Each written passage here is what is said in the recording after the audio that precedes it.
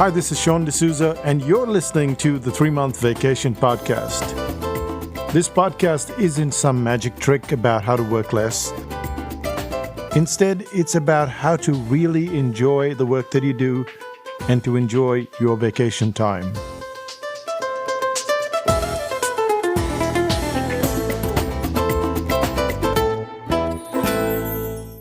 Hi, I'm Sean D'Souza, and you're listening to the 3-Month Vacation.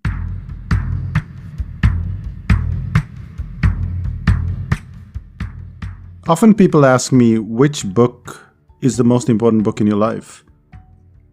And almost instantly I would answer Good to Great by Jim Collins.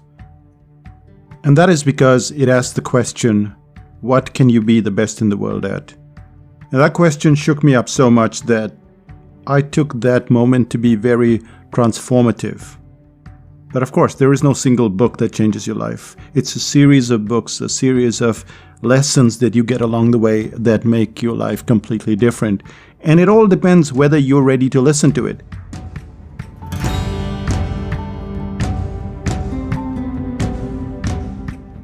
Last year, around this time, I was listening to Pico Iyer. I heard him on a TED.com version, and then after that, I read his book, which is very short.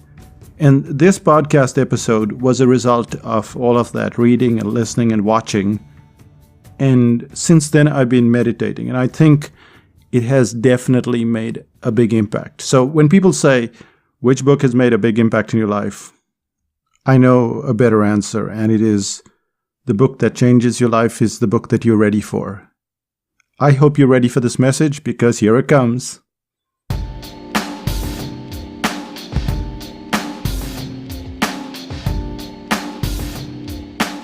4 a.m. is the most difficult part of my day, and it's not for the reason that you might be thinking. It's not difficult because it's so early in the morning. For me, it's quite the opposite. For close to 20 years, I've been rising at 4, sometimes a bit earlier, without the need of an alarm. The sound and feel of 4 a.m. is embedded in my system, and I instinctively know when to wake up, which is where my problem begins.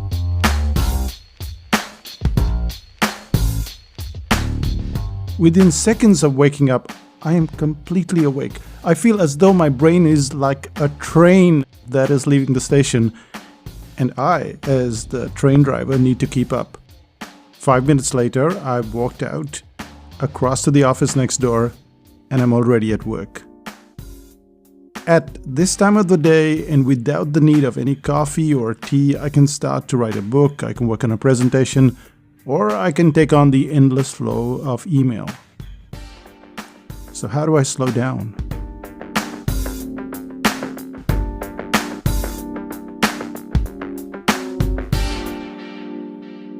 That was the question I asked myself as we slid into our December break.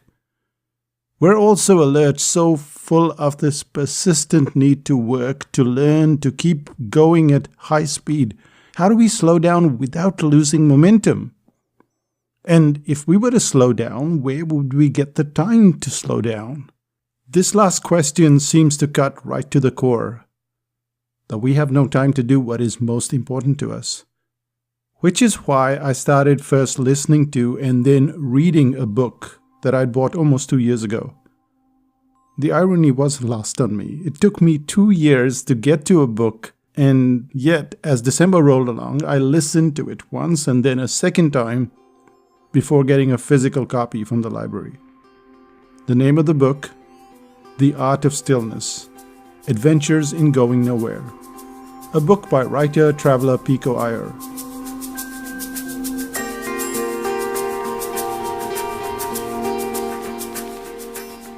And let me tell you my short journey about going nowhere in a hurry. We'll look at 3 elements of the book, and it's a very tiny book. It spans just 74 pages. When I listened to it on audio, I was done with listening to it in a few hours. Even so, less is more. And that's the agenda of the book and the lesson that I learned. Here are the 3 things that we'll cover. The first part is the passage to nowhere. The second is the charting of stillness. And the third, The Internet Sabbath. Let's start with the first part, which is the passage to nowhere.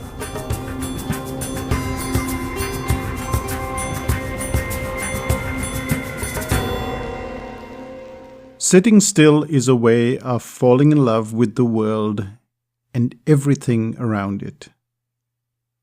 That's an interesting thought, isn't it?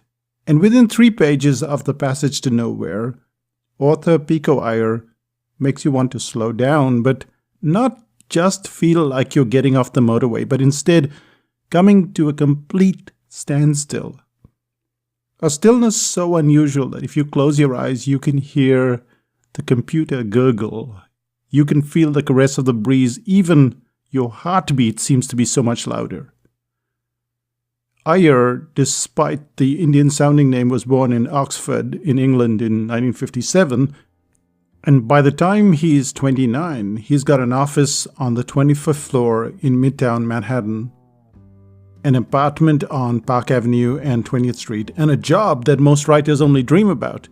He covers apartheid in South Africa, the People's Power Revolution in the Philippines, the chaos that enveloped India during Prime Minister Indira Gandhi's assassination. He wrote extensively for Time magazine. He took long vacations in exotic parts of the globe. The very thought of going nowhere was an incredibly alien concept. And yet the constant excitement has a finite boundary. If you listen closely enough to life, it speaks to you in a whisper. Pico Iyer found that he couldn't hear that whisper. He was racing about so quickly that he never got a chance to see where he was going or truly enjoy what he was doing. He never had a chance to check if he was truly happy.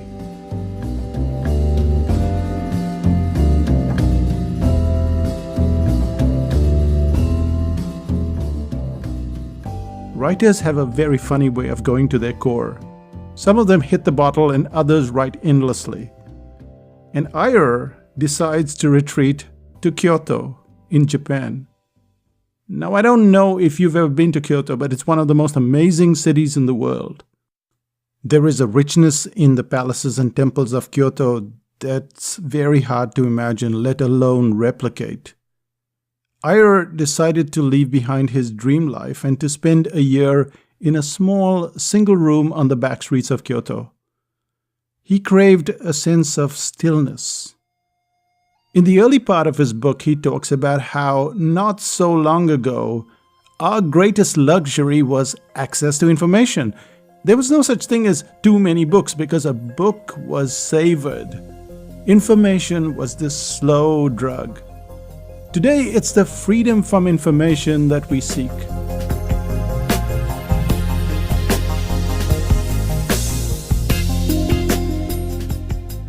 The chance to be still is what Iyer calls the ultimate prize. And this is what he says. I'm not a member of any church, and I don't subscribe to any creed. I've never been a member of any meditation or yoga group.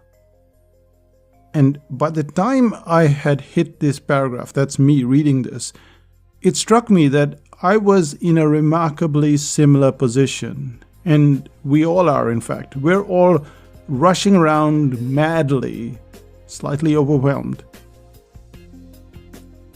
We're overwhelmed at the amount of information we have to process, the things we have to implement.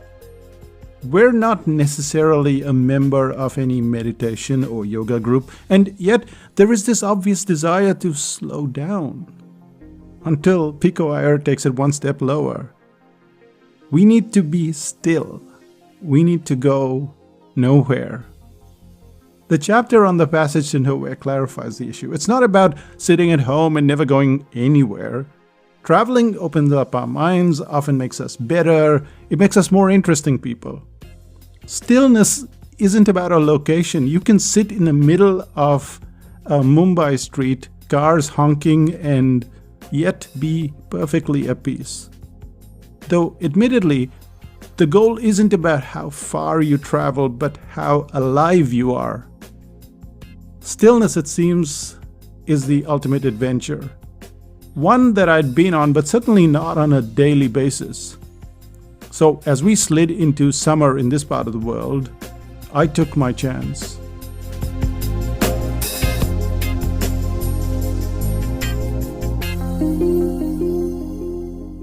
In December, Auckland goes to sleep.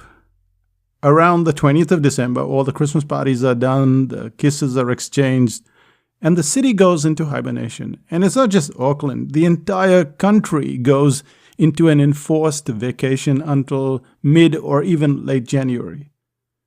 Now, this was my chance to go on a trip that I'd never been on before. I started to meditate. I tried to sit in a lotus position on the floor. And I can do that quite easily because I sit on the floor most days at some point or the other. But I didn't feel comfortable sitting for long periods of time. My next try was to sleep on the floor. And despite the warmth of the season, remember, it's summer in December here, I still was feeling a bit chilly. So I climbed into bed, I pulled the duvet over, and that was my Goldilocks moment. I found what was just right for me.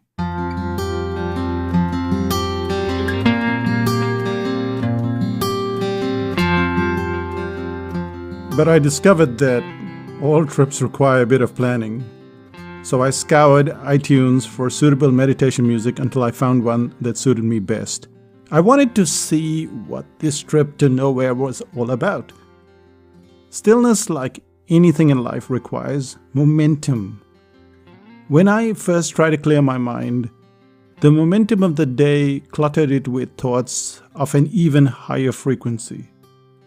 I might be sitting and doing nothing and have no perceptible thought in my head, and the moment I meditate, the thoughts, random thoughts, burst through trying to shout over one another in an attempt to get my attention.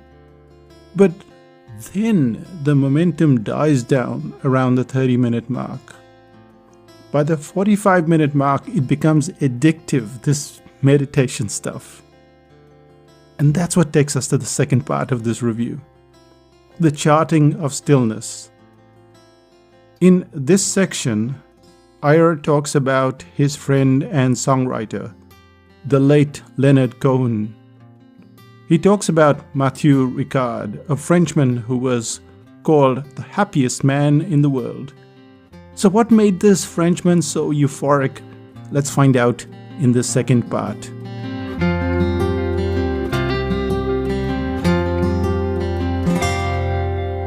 When you look at Matthew Ricard, you don't see a molecular biologist, because even if you and I don't have a clue what a molecular biologist should look like, Matthew Ricard doesn't look the part. And that's because he's wearing the robes of a monk, and he has this very endearing smile. The University of Wisconsin was deeply interested in that smile, so they attached 256 electrodes to the skulls of hundreds of volunteers and put them through a 3.5-hour continuous functional MRI scan. Now, the researchers were searching for positive emotions at first. In later experiments, they looked at areas of compassion, the ability to control emotional responses, and interestingly, the ability to process information. The subjects were similar in most respects, except some had engaged in ongoing stillness, while others had not. There was a marked difference between those who had practiced the art of stillness versus those who hadn't. Those who had gone through stillness for over 10,000 hours had achieved a sense of happiness that was beyond any records. In neurological records, their happiness factor was literally off the charts.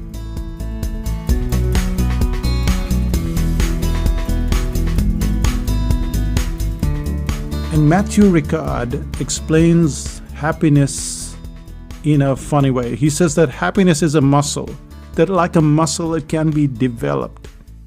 His philosophy is based on how Buddhists explain the nature of the mind.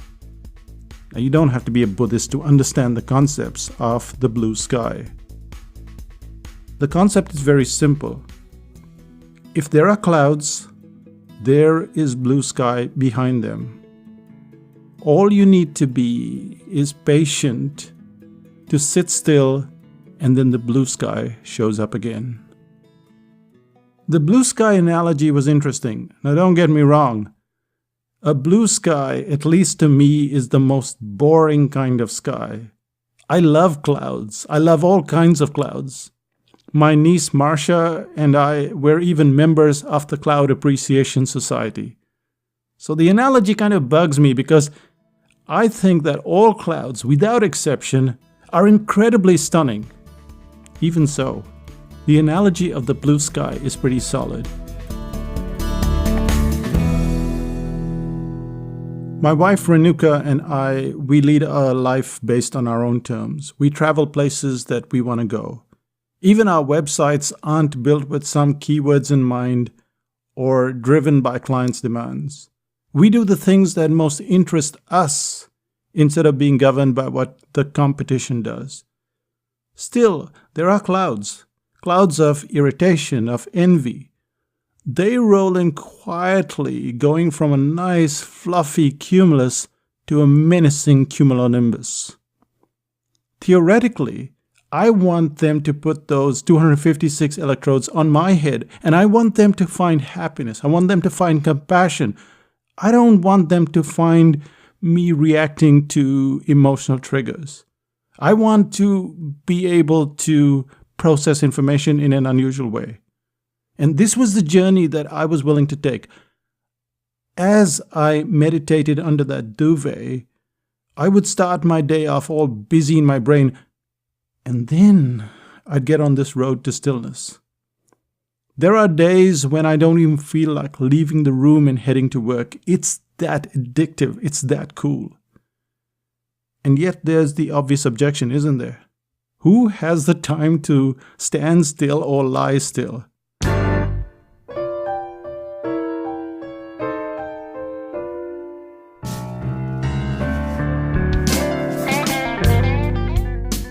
To me, those 30 to 45 minutes was an intrusion. While on vacation, it's fine because I truly do nothing. But now we're back to work, and that's a chunky 45 minutes out of my day. There's so much to do. How are we supposed to take yet another slice of the day and put it for another activity?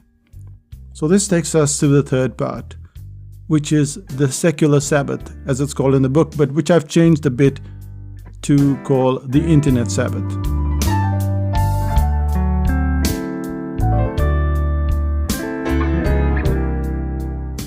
What happens if you don't check your emails one day? I'll tell you what happens. The elves come in, they check your emails, and then your inbox is clear.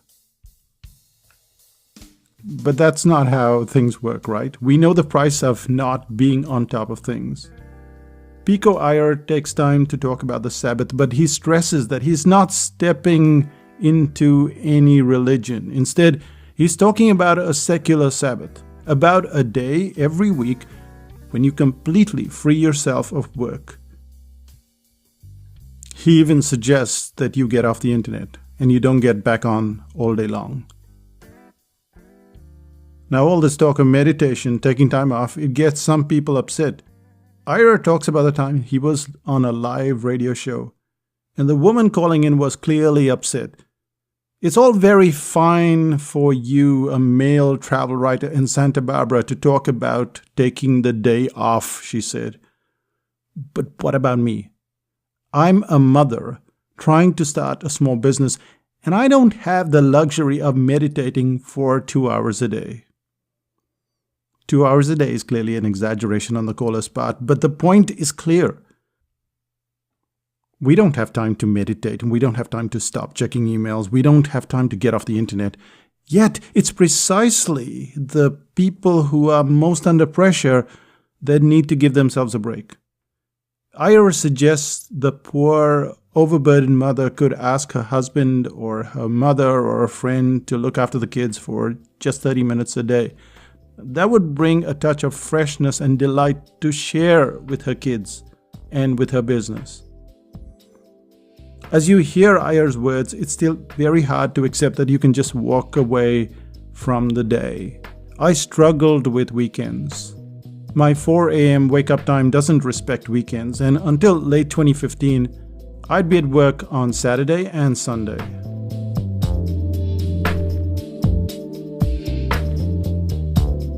I'm only here for a few hours, I would say, but I would often be there until 9 or 10 a.m. So on the weekends, I was supposedly spending 10 whole hours of work.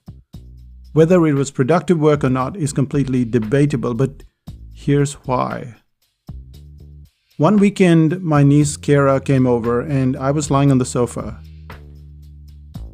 About once a month, we have these play dates with the girls, Marsha and Kara, and they come over and they run around like crazy. And she turned to me and she said, "Shawnee is always tired." And that was my moment of clarity. The weekends weren't helping me at all. So I stopped going to work on the weekends. Now, we have courses on psychotactics and they have assignments every day. Monday, Tuesday, Wednesday, all the way to Friday. Now, the Friday in the US is my Saturday. And so for many years, I'd say, I need to check the assignment on the day itself. Instead, I just told clients that if they finish the assignment by my Friday evening, I check it. If not, I'll be back on Monday. Now, I expected pushback from clients because I was insisting that they get their work done on the day itself, but I wasn't checking it just because of my Saturday.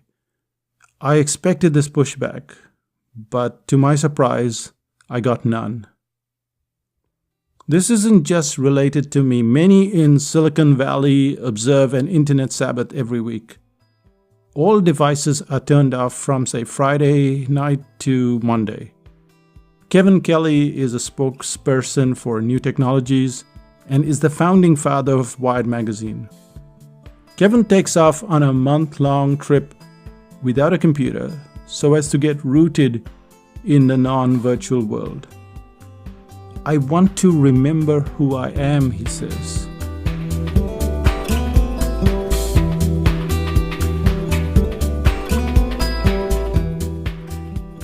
Even so, Kevin Kelly's methods seem a bit far-fetched. Instead, you can simply turn off your internet connection for a day. My wife Renuka and I go for a walk every day for an hour, sometimes maybe an hour and a half. We try to get about 10,000 to 15,000 steps a day. On Sundays, however, we don't take the workday walking route. Instead, we find another route, and we take a physical book or a diary in which to write down something or to draw something. And I try to avoid the iPad or any kind of device that'll get me back on the internet. It's a constant challenge, but it's completely invigorating. The simple act of putting the phone off and then turning it on 24 or even 48 hours later doesn't increase your workload by much. However, it does dramatically improve your ability to be more calm and to be more resilient in life.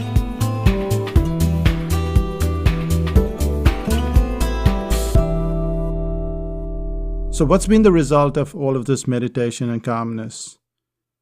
Like Iyer, I stayed away from meditation for all these years. I convinced myself that my mind was blank. Even when we were going for a walk or we were painting, my mind was blank. And it truly was. But conscious meditation is different for me. It almost always brings a rush of thoughts, of things that need to be done right now. And what's the result? Renuka tells me that I'm sleeping better, that my breathing is less shallow. And I find myself calm.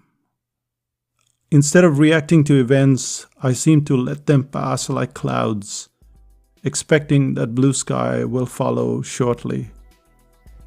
I've actually become a menace because I'm not letting things affect me the way they used to be. It's almost like you can step aside and see these things happening and you're not there, or you're just an observer. But easily the biggest change has been the morning train. Remember that train that starts in my brain and races out of the station at 4 a.m.? Well, it doesn't do that anymore. I now wake up, I meditate and then I go to work. In fact, my alarm is the meditation chant. So I used to wake up with the alarm, but now it's different. The alarm wakes me up, so I'm sleeping a lot better, and the meditation chant starts up and wakes me up, and the day is totally different.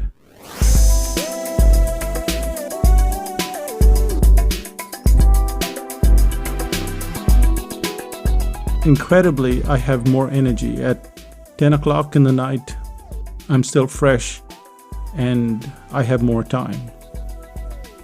So that's the book On the Passage to Nowhere. It's a really neat book. It's very small, very easy to read. I'd suggest you read it. I'd suggest you start meditating. And I'd suggest you go nowhere. The 3 things that we covered in this episode are the first thing, which is the passage to nowhere, where we discover that we could go anywhere in the world and be nowhere every single day. That meditation is totally different from just painting or just doing nothing, that you're consciously meditating. This charting of stillness will bring you a difference. One of my friends doesn't meditate for 45 minutes. He meditates for just 10 minutes, and he's the IT director, and it's a very stressful job. And we had this chat, and I said, you should do 45 minutes. He goes, I only have 10 minutes. And even the 10 minutes has helped him tremendously.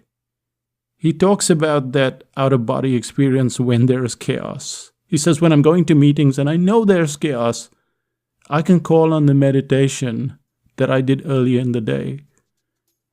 And you have to experience this. And if you're already meditating, then I know I'm just preaching to the choir, but if you aren't, I suggest you go down this path. And finally, the internet Sabbath. That was the 3rd thing that we covered. And in that, it was just switching off the device.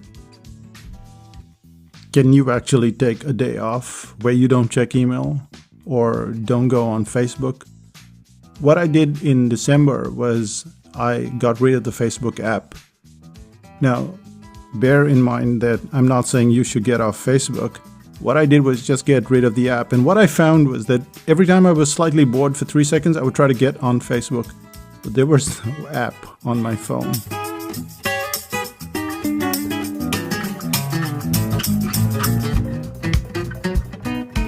And so I got into the habit of not going on Facebook. And then after 3 or 4 days, I would go and install the app, do whatever I needed to do on Facebook, and then delete the app again. And you might want to try that. Maybe you don't want to take the whole Sabbath off, a whole day off from the internet, but just get rid of the apps that you find yourself most frequently on. And then when you want them, reinstall them. It's frustrating, believe me, but it teaches you a lesson of going nowhere. Let's finish off this episode with a few words from Pico Iyer.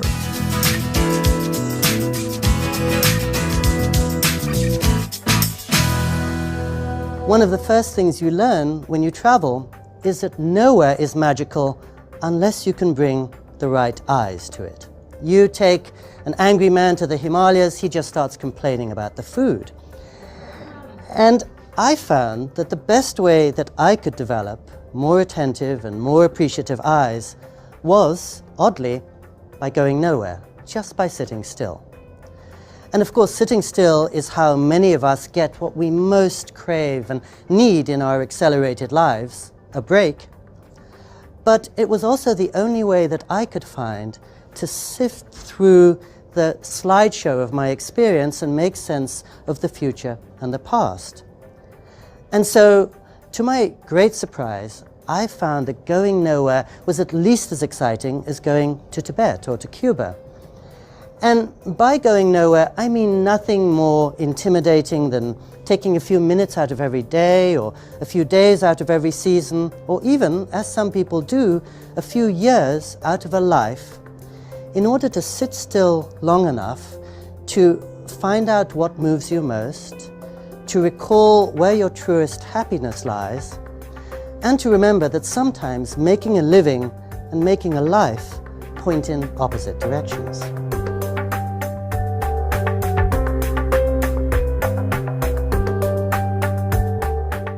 That was Pico Iyer speaking on the TED stage. And that brings us to the end of today's podcast. So what's happening in psychotactics land?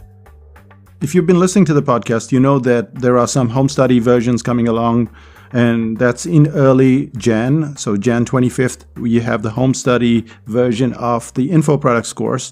And the Info Products course is not so much a course on how to sell your info products, because that's all about conversion and selling and websites and stuff, and that's a big topic. But the very core thing that you're creating, the book, the video, whatever it is you're creating, it needs to be a product that a client can consume. Because if they don't get to the end, it feels a bit like a meal that you haven't finished. And you know what happens? You go to a restaurant, you eat a meal, and if you finish it, you go back. And then the third time you go back. But on the other hand, if you don't finish your meal, then that lesson stays in your head. And then there's a much lesser chance of you going back to eat the second meal and the third meal. And that's what the Info Product course is about. It's about how to construct that product in a way that clients get to the end. They enjoy the process of reading your book, watching your videos, whatever it is you're creating, your information product. And that's what it's about. So that's Jan 25th, 2018. You have to have the brain audit, and you have to be on the waiting list.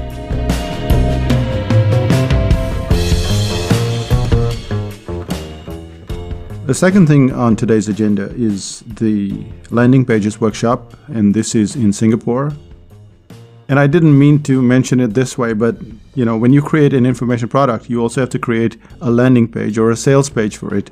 Otherwise, it's much harder to sell the product. And I've personally had trouble with creating landing pages because they take so much time. And for a while, we just put landing pages together without too much thought process. And I wouldn't say that's the best way to go about it. So I had to sit down and rewrite everything and work out how can we do this in like 1 or 2 days? How can we do this with the minimal amount of energy? And that's really what the workshop is about. So it's really fascinating, this workshop. I hope you'll come to Singapore. That's the 11th to the 13th of April 2018.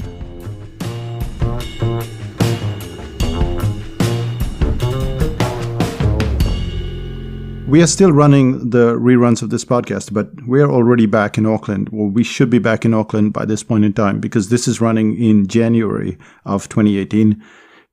So come join us in 5000 BC. It's where the introverts meet. It's where we talk about stuff in a way that you will not find on the internet.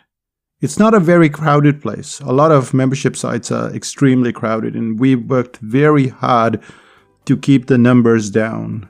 So that's why we have a waiting list. And yes, you have to wait for 21 days. So you might as well get on that waiting list. 21 days later, you'll get into 5000 BC. That's me, Sean D'Souza, saying bye for now. Bye-bye.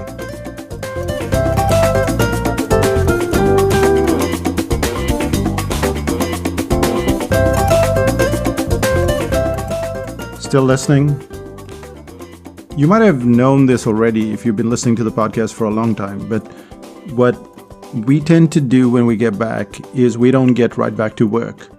For almost 2, 3, or 4 weeks, we kind of ease ourselves back into work, and that's why you've got so many of these reruns. Now, the reruns are not just for the podcast, but we've been doing this with the newsletter for 15 years now, or 16 years.